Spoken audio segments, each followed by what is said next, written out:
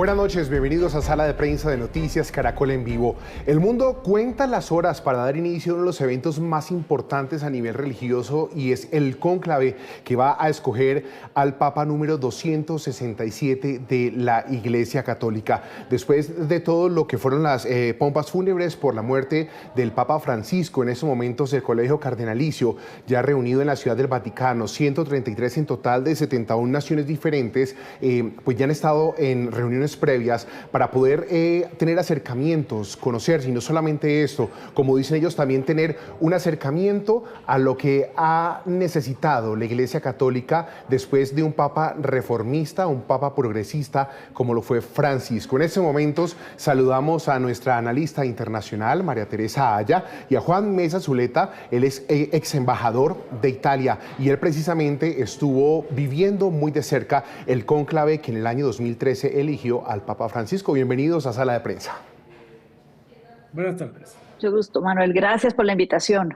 Claro que sí. Bueno, comenzamos. Y es que en estos momentos no solamente el mundo católico, sino por todo lo que hay detrás del cónclave, de lo que son los rituales, de lo que es las elecciones, la fumata blanca y la negra, pues hay una gran esperanza para el mundo católico, pero también para todos aquellos que de pronto no lo son, y es la expectativa de la elección del nuevo Papa. María Teresa, en estos momentos los cardenales, ¿a qué le apuntan frente a las necesidades de una iglesia que ha estado dividida por diferentes pensamientos, unos progresistas, otros más de derecha, pero sin duda alguna necesitan un líder para poder seguir junto a un camino que habla no solamente de vida religiosa, sino también netamente de un aspecto político? María Teresa. Manuel, para responder de manera literal a la pregunta, ¿a qué le apuntan los cardenales o la iglesia en este momento? Podemos hablar de la reunión de ellos en el día de ayer, las congregaciones, en las que hablaron de un pastor. Dicen la Iglesia Católica necesita un pastor, es decir, es alguien que los guíe, pero que sea cercano a ellos, a la vez que alguien que tienda puentes. Y es que, como tú bien lo dijiste, Manuel, en este momento dentro de la Iglesia Católica hay una gran división que empezó el día que el Papa Francisco lanzó sus primeras reformas, división que ha ido creciendo con el tema, por ejemplo, de bendecir o no a las uniones homosexuales, darle la comunión o no a los divorciados, el tema de las mujeres en la curia. Esa división se ha ido cada vez haciendo más y más profunda, entonces se necesita un pastor que guíe, que sea cercano, solidario con las necesidades de la iglesia, pero que también sea capaz, como dice la palabra pontífice, de tender puentes entre quienes quieren continuar y apoyan todas estas reformas de Francisco o quienes dicen que la iglesia debe volver a un rol más tradicional dentro de la cristiandad y lo que es el guiar de la gente la gente de los católicos. ¿Usted qué pudo notar en medio de las diferencias de pontificados? Benedicto XVI, un poco conservador con el progresismo del Papa Francisco. Mire, creo que es totalmente imposible hablar de Ratzinger sin Francisco y Francisco sin Ratzinger, porque lo que hay es un estilo de diferencias. Digamos que si usted lee la historia del pontificado de Ratzinger, él es la persona que profundiza mucho en cosas liberales de la iglesia, hace unas reformas empieza a hacer unas reformas que son transformadas para la iglesia, pero él no tenía un estilo carismático como el de Francisco. Francisco es el que se encarga de llevar eso a la gente, a la población, lo que su estilo de Argentina le enseñó a los barrios, a la periferia, y a llevar a la iglesia al pueblo. Entonces yo para mí creo que ahí no hay ninguna diferencia, digamos, de profunda de pensamiento. Benedicto es el que empieza la lucha contra lo que había sido la ignorancia de los abusos sexuales de la iglesia. Y Francisco lo sigue. Creo que pretender hacer una división ahí no es tan acertado porque creo que es una que se concatena, pero de la diferencia en el estilo de los dos santos padres, que son Benedicto y Francisco, y creo que ahorita el reto de la iglesia es cómo no se pierden esas dos grandes virtudes de los dos últimos santos padres, que es la teología del Papa Benedicto con una cosa que era la comunicación de llevarle esa teología de Francisco al pueblo y a las comunidades. Es el reto de la iglesia. ¿Qué Santo Padre es el que están buscando? Ahora, no van a buscar el plazo de Francisco, están buscando es un Santo Padre. ¿Cuál es el que está en la iglesia? Eso le dan los cardenales.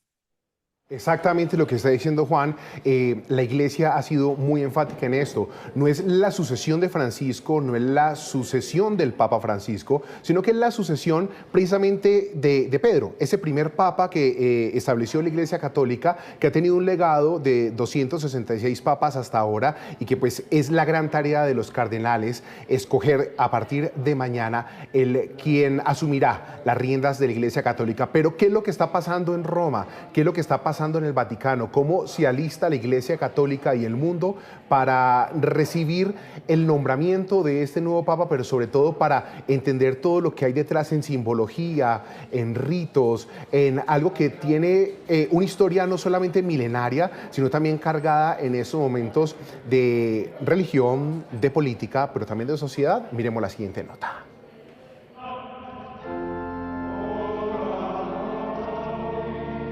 El próximo 7 de mayo el Vaticano activará el protocolo más solemne y reservado de toda la Iglesia Católica, el cónclave. A partir de esa fecha, 133 cardenales menores de 80 años provenientes de 71 países se encerrarán sin contacto con el exterior para elegir al nuevo Papa. Lo que sigue no es solo un proceso de votación, sino un complejo ritual lleno de simbolismo, historia y política. Todos esos factores, el geopolítico, el lugar desde donde vienen, la carrera que han tenido durante su ejercicio como sacerdotes y como obispos y como cardenales, todo eso cuenta. También cuál es la estrategia que tienen para aumentar el número de fieles de la Iglesia Católica. De esos 133 cardenales, 108, es decir, el 80%, fueron nombrados por el Papa Francisco. Este dato es clave porque muestra cómo su visión seguirá influyendo incluso después de su muerte. Por otro lado, la composición geográfica del Colegio Cardinalicio evidencia una iglesia cada vez más global.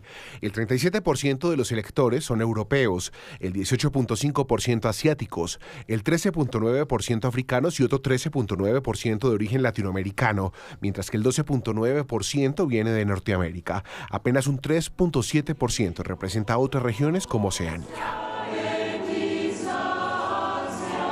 El 80% de los cardenales elegidos por Francisco marca sin duda este conclave una profunda influencia para la visión eclesial que les marcó. Muchos de estos cardenales comparten o al menos comprenden esa visión pastoral que Francisco quiso darle a la iglesia desde la misericordia, desde la inclusión, de una iglesia en salida, cercana a las periferias sociales, geográficas y existenciales, pero también por la diversidad geográfica que Francisco impulsó, dando una voz a todas las regiones del mundo, a veces poco representadas como lo fueron Asia, África, América Latina. La palabra cónclave viene del latín cum clave, que significa bajo llave, y es literal. Los cardenales son aislados del mundo para deliberar sin presiones externas. Esta práctica fue oficializada en 1274 durante el Segundo Concilio de León, después de que una elección papal se demorara casi 3 años. Desde entonces, para evitar demoras y manipulaciones, se impuso el encierro total. Todos deben prestar juramento de secreto absoluto. Extra omnes. Nada puede anticipar el resultado de la elección. Sin embargo, la Constitución Apostólica Universi Dominici Gregis establece que si en la votación 33 o 34 no se ha llegado a un consenso, es decir, más o menos 9 días después de haber iniciado el cónclave, únicamente se someterán como candidatos los 2 cardenales que hayan obtenido el mayor número de votos en la votación 32, y de allí, con las 2/3 partes, se elegirá el nuevo Papa. La elección ocurre en la Capilla Sixtina. Todo inicia con una misa especial llamada Proeligendo Pontífice, que marca el comienzo del encierro. Los cardenales son alojados en la Domus Sanctae Marthae, la residencia vaticana dentro de los muros, y solo salen para ingresar a la capilla y emitir su voto. ¿Cómo funciona? Cada jornada puede incluir hasta 4 votaciones, 2 en la mañana y 2 en la tarde. Para ser elegido un cardenal necesita al menos 2/3 de los votos, es decir, 89 votos en esta ocasión. Si no se logra consenso, los votos se queman junto con productos químicos que generan humo negro. El famoso humo blanco, en cambio, aparece cuando hay papa elegido. Annuncio vobis gaudium magnum. Habemus papam. La realización de las congregaciones generales ya marca la pauta para la elección del pontífice. Lo único que sirve precisamente la reunión en privado es para preservar efectivamente ante la influencia externa un resultado final dentro de la votación.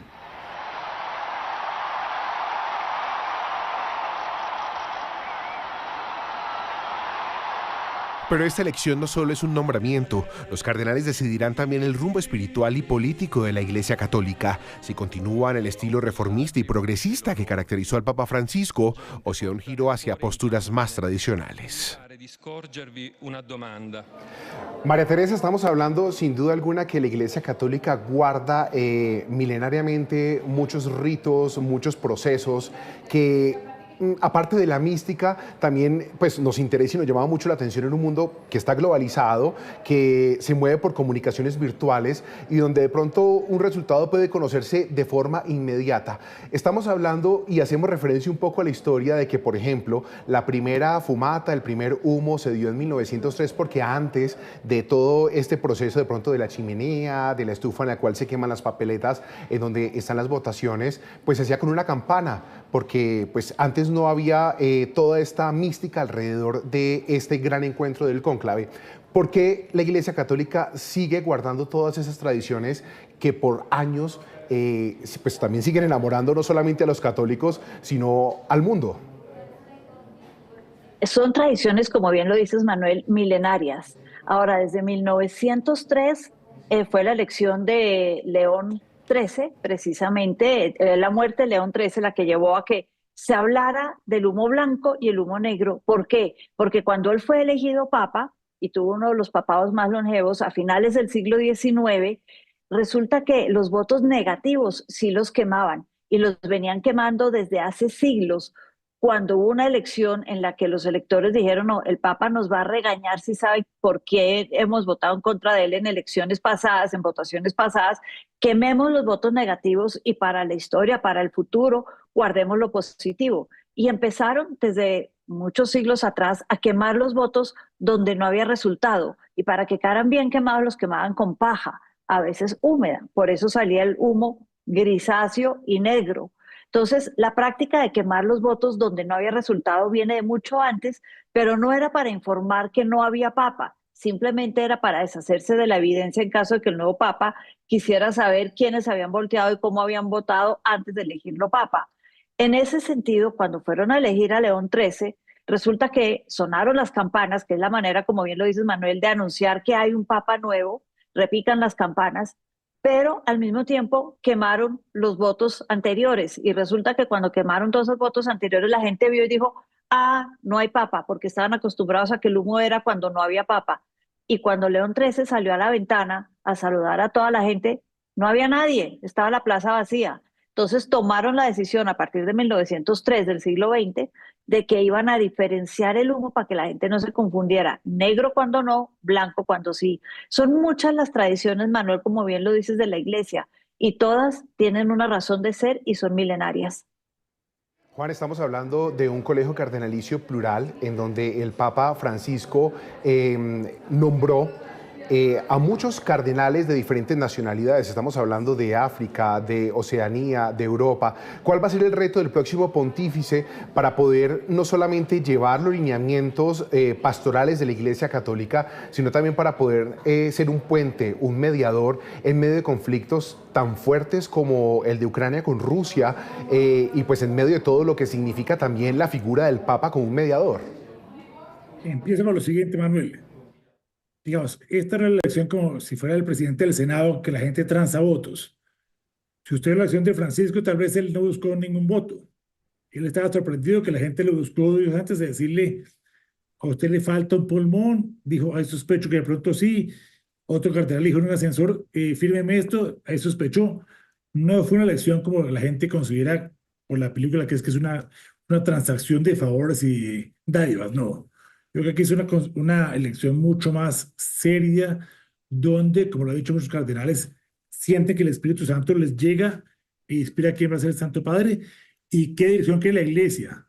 Quién va a ser el que puede guiar la Iglesia en los próximos años, independientemente de si es continuismo o no continuismo.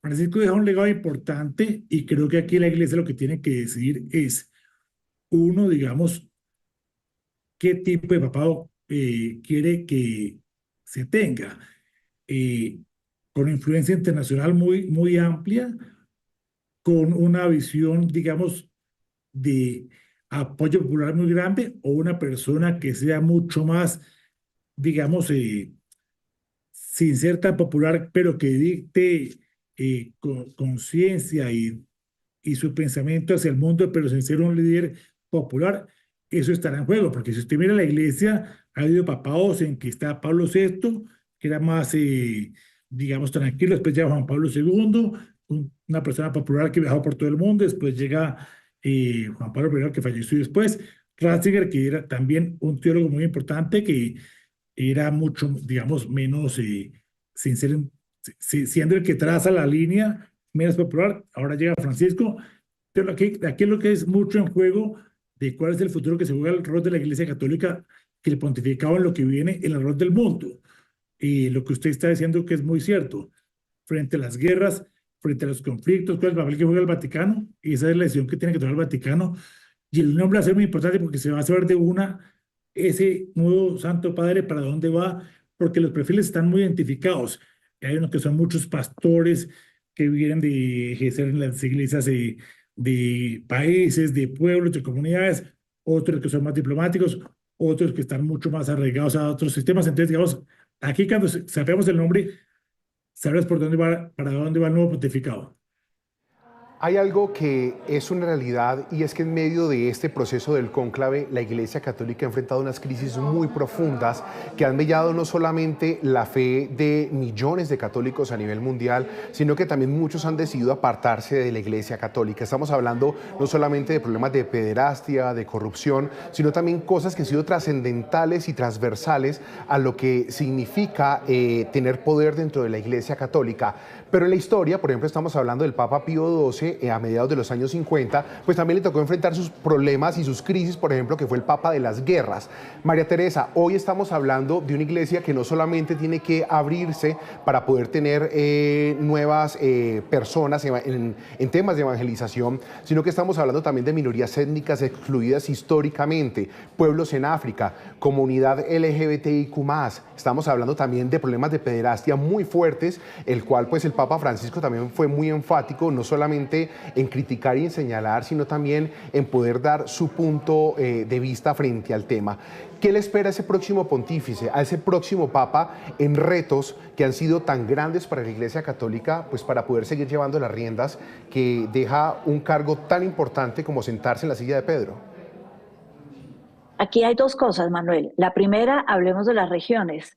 Hablábamos hace un rato de cuántos nuevos cardenales nombró el Papa Francisco y cómo la Iglesia ha ido creciendo en África y en Asia. Es los dos continentes en donde más crece el número de católicos comparado a la población.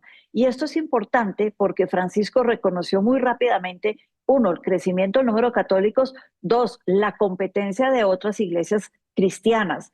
Por eso, un alto número de los cardenales que él nombró vienen de estas regiones, de lo que él llamaba la periferia de la iglesia, que no puede ser olvidada. Y ahí nace un primer reto para el próximo Papa, el reto geográfico, el seguir hablando, manteniendo cerca, siendo el pastor de las periferias, es decir, donde hay un alto número de católicos que a veces dentro del juego de la curia en el Vaticano y en otras regiones parece ser como de segunda clase, olvidados. Entonces, ese va a ser un gran reto, mantener en alto, como lo hizo Francisco, esas regiones del mundo más apartadas en los temas importantes. El segundo, como bien lo dices, Manuel, es un tema dogmático. ¿Qué va a pasar con estas minorías dentro de la iglesia?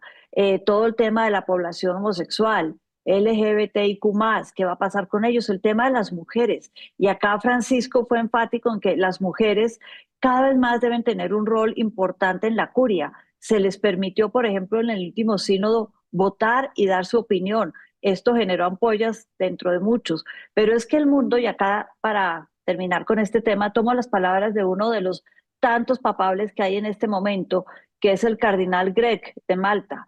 Y él dice, yo como persona me ha costado muchísimo cambiar mi punto de vista sobre los homosexuales, sobre las mujeres, sobre estos temas que a mí como persona me cuesta cambiar lo que yo pienso, pero reconozco que la Iglesia en el siglo XXI como institución ha cambiado y tiene que seguir adelante. Yo me quedo con eso. Hay que pensar en la Iglesia como institución y no los puntos de vista personales de cada cardenal. Teresita, hay algo también muy importante, y Juan, y es la función que va a tener el próximo Papa. Haciendo un contexto, por ejemplo, Pablo VI fue conocido como el primer Papa viajero, estuvo en muchas naciones, estuvo en los 5 continentes, y estamos hablando no solamente de la responsabilidad de descentralizar de Europa la figura del Papa y llegar a pueblos alejados como en el África, en Latinoamérica, en Oceanía. ¿Cuál va a ser el reto para usted, Juan, que estuvo viviendo muy de cerca esas relaciones diplomáticas con el Vaticano y con Italia, que tenga que tener el perfil de ese próximo Papa en cuanto, por ejemplo, la mediación en conflictos tan nuestros como el colombiano o de guerras como la de Rusia y Ucrania, ese papel mediador, viajero no solamente en la parte pastoral, sino también en la parte netamente política y vivencial de cada nación? Lo que dice Teresita es muy importante, digamos, el nuevo Santo Padre y el Vaticano han influido mucho en la política internacional hace mucho tiempo. Juan Pablo II ayudó inmensamente en la caída del comunismo. Francisco ayudó mucho en conflictos importantes, como es el caso de Colombia. Aquí digamos que depende, yo creo que hay retos y símbolos. Retos es que el Santo Padre siga influyendo mucho en la solución de los conflictos internacionales, de hacer la paz, como siempre lo han intentado hacer todos los santos padres. Segundo, otro tema que será importante es si va a ser un papado centralista o descentralizado, donde le dé mucho más autonomía a los gobiernos cardenalicios, que es una lucha que ha pasado siempre al interior del Vaticano. Tercero, el nuevo Santo Padre va a definir su rol ante el mundo cuando decida, por ejemplo, dónde va a vivir. Porque la gente va a querer, ¿vive dónde? En Santa Marta, humildemente, o al palacio, a los palacios pontificios. ¿Qué carro va a usar? Eso va a marcar un símbolo, porque Francisco, para bien o para mal que les guste o no, dejó un símbolo de un Santo Padre que cambió una tradición milenaria que era un Santo Padre que era muy cercano al pueblo, que trabajaba por los pobres, que era su dedicación y que era su causa. Ahora el nuevo, sea quien sea, sin decir que sea bueno o malo lo que vaya a hacer, va a tener un problema que es siempre la comparación con él, ¿no? Y él deja un punto muy alto la iglesia en el tema de la gente, de la población, de los países que visitó, que siempre, digamos, resucitó no un fanatismo, pero sí, digamos, una gente que vibraba por la iglesia, como fue el caso de Colombia, donde miles de gentes salieron a creer mucho más, porque él creyó en las causas, la lucha contra la pobreza, lo que han dicho ustedes, la causa de las mujeres, el medio ambiente, y los escándalos de pederastia en la iglesia católica. Eso para mí creo que son las causas que la iglesia no puede dejar de perder, porque fueron un avance que si alguien echa para atrás, pues es un retroceso importante en el afán que tiene una iglesia, que es considerar sus fieles. Bueno, estamos hablando en estos momentos de lo que dentro de pocas horas va a vivir el mundo, y es el cónclave, la elección del nuevo Papa, del sucesor 267 de la Iglesia Católica. Todo esto en medio de una liturgia que guarda tradiciones milenarias que por años se han venido marcando para poder elegir no solamente a un Papa que guíe pastoralmente a la Iglesia Católica, sino que también sirva como un referente mundial de lo que significa precisamente la figura del pontífice. Teresita, acudiendo un poco a la historia y regresando a ella, ¿qué podría venir en cuanto a la extensión de este cónclave? Los últimos no han durado más de 2 días y medio. ¿Qué se puede esperar en medio de un cónclave en donde ya los cardenales han tenido el tiempo y las reuniones suficientes para poderse conocer? Y no solamente esto, sino también determinar un poco ese rumbo de cuál sería ese cardenal que pueda vestirse de blanco, que asuma el trono de Pedro. Manuel, hablabas antes de que vivimos en un mundo virtual globalizado donde todo se sabe en minutos, apenas pasan los temas, las noticias. En ese sentido, los papas son conscientes de que se lleva 10 días hablando del cónclave, 10 días hablando de una posible división dentro de la iglesia y seguramente van a querer un cónclave en la medida de lo posible corto para decir, acá no hay divisiones, acá estamos de acuerdo y tenemos una visión común. El último cónclave de más de 5 días fue en el siglo XIX, es decir, les interesa mostrar esa continuidad y que no están divididos. Esperaríamos tener papa, quién sabe, a lo mejor para el fin de semana. Juan, hablemos de lo vivencial. Usted cuando estuvo como embajadora allá en Roma, cuéntenos a los que no hemos vivido la experiencia, cómo usted le tocó asumir ese momento del cónclave, cuáles eran esos retos para usted con el nuevo Papa. Sí. Yo lo que creo, mire, consigo con Teresita, yo que de aquí al viernes hay nombrado Santo Padre, han tenido tiempo de analizar, han tenido tiempo de pensar. Ayer oí las declaraciones del cardenal colombiano diciendo que él consideraba que ya el Espíritu Santo había mandado alguna señal. Yo creo que es una señal muy personal de todos. Tiene un sistema que es blindado, que es que no se filtra nada. Es una institución milenaria que no, bastante seria.